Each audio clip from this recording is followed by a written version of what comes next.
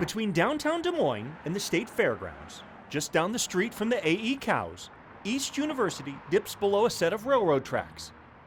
38 years ago, a weed right there in the median caught a young reporter's eye. And one day there was a Christmas ball on it as I drove by, and a couple days later there was some tinsel on it. Curiosity made him stop. He captured it with a TV8 camera and shared the oddity on the news that night. Iowa Spirit on 8.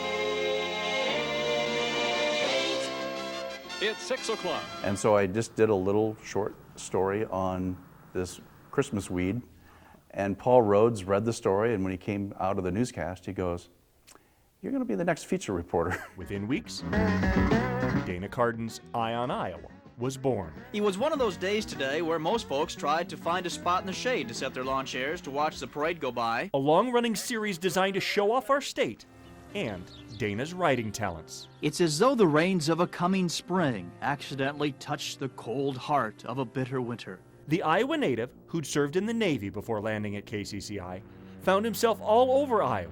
In the Goodyear blimp, Probably what's so surprising about the blimp is that it's so big on the outside and so small on the inside. racing elephants through downtown Des Moines, Let me say now that riding a romping elephant is not as easy as it looks. It looks ridiculous. About all I can say about it is, I now know why Tarzan screams the way he does. and in towns like Sac City. The giant popcorn ball has already become so popular in these parts that small towns are calling up, seeing if they can have it come to their small town parades as a float. And so they never really assigned feature stories to me. They just said, go out and find something. Observing life the same way he did with that Christmas weed. Beauregard, where are you? Come here, Beau. Of all the things that Judy Phipps thought she might get from her husband on their 5th wedding anniversary, Beauregard, come here. Come on. Come on. Come on. Good morning. Come on. a little hairy four-legged critter by the name of Beauregard never crossed her How are mind. you this morning? How are you this morning? I thought I was getting a central vacuum cleaning system. I got a pig instead. For 13 years, Dana's Eye on Iowa stories were a staple on KCCI. In some, I'm set, let's go. he lived it, like when he took viewers along on a mid-air dogfight. Dana, you animal. High five. But in most, Dana Cardin showcased the characters, like the one he found in Creston in February of 1989. And so we went there just going to do the story on the gymnasium's last game. But then we started talking to the old players who came and the memories that they, and all of a sudden, this thing they called the pit came to life. The old gymnasium played out its last game in front of a packed house. But on this night, they didn't come so much to see a basketball game as they did to see an old friend. In its day, the Creston High School gym was one of the finest around, but over the years, it came to be known as the Pit. Dark, small, and incredibly noisy. We put in a lot of hard games in this old place, and I didn't realize it was this noisy when I was coaching here. I agree you. The most distinguishing feature of this old gym, the 8 steel support beams that surround the court, always in the way of players and fans. I've been jumping up and down tonight because I can't see both ends. While there's no good place to sit, the favorite place is the balcony. Spectators are literally on top of the action. You can see the scoreboard in both baskets from here. Aaron, don't double up and leave that guy for the layup. The Pit, with all of its shortcomings, has character, and it has more for those who have played on its shiny oak floor. It's a reminder of growing up, of simpler times and still remembered glories. A time when basketball was more than a game and the coach more than a man. That was our primary goal in life, was to make the team and to have Harold Hopkins be proud of us. And so they came on this night, old players, ardent fans, even members of the team, which in 1939 brought home the state championship trophy. They all came to say goodbye to the Pit.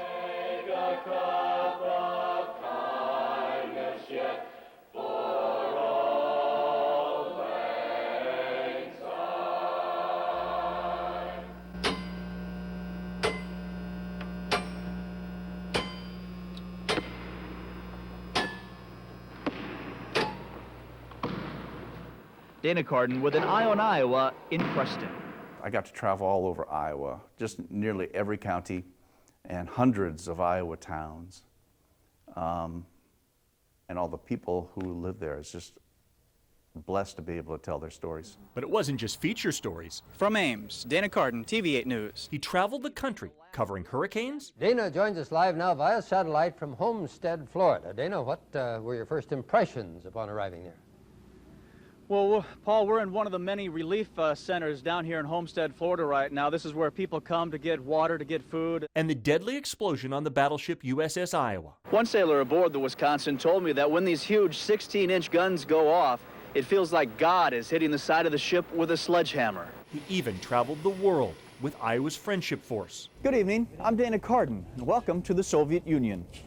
This is a country in transition, not since the revolution of 1917 has this country seen such turmoil. Real Iowans meeting real folks from the Soviet Union and just getting all the politics and all that out of the way and just talking to people. Even a couple years ago, it wouldn't have been able to show you what an average Soviet citizen lived like. Well, the laws have changed a little bit now and we can do that, but after seeing it, you can understand why they tried to keep it a secret.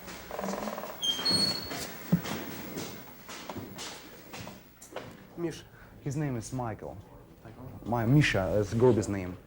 Dana. Mikhail, who lives with his wife and 2 children, agreed to show us his home. He lives in a 4-room flat. Eye on Iowa stories were always about people. And as these people from Monticello, Minnesota helped these people from Colfax, Iowa, they found they were doing more than picking up and cleaning. They found they were helping piece back together people's lives. I was just out one time and this woman came up and hugged me and thanked me for doing a story that you just don't know the impact that you have on people when you tell stories. When Dana started, he had dreams of telling some stories and then moving up to bigger stations. But the state and its quirky people? And it wasn't long before we saw him hiding in some tall corn. Even those looking for a moose in a cornfield? As we got closer to get a better look at Maxwell, he decided to come out into the open, and he headed straight for our camera. Grew on him. I love Des Moines. I love Iowa. So it just became a thing of, I'm not staying here I'm not leaving. So in 1996, the reporter who would find himself near the famous chicken at baseball games stepped behind the camera to become KCCI's assistant news director, a promotion that let him help the next generation of reporters. I love helping other people remove obstacles out of their way to tell stories, to help people tell their stories. 40 years at one station. The way we tell stories has changed, but getting out and finding the stories and finding the heart of the stories is still the same. A journalist who shared his eye on Iowa. And this is the best backstage pass to life. I mean, I got to ride in blimps, helicopters, dogfighting in the skies over Iowa. I've been to Russia. Whoa! I've bungee jumped. But never lost his reporter's curiosity. I wonder what they were like as a kid. Or I wonder what they did to end up homeless on the street. And you start wondering about their story and you can't help but go, tell me about it.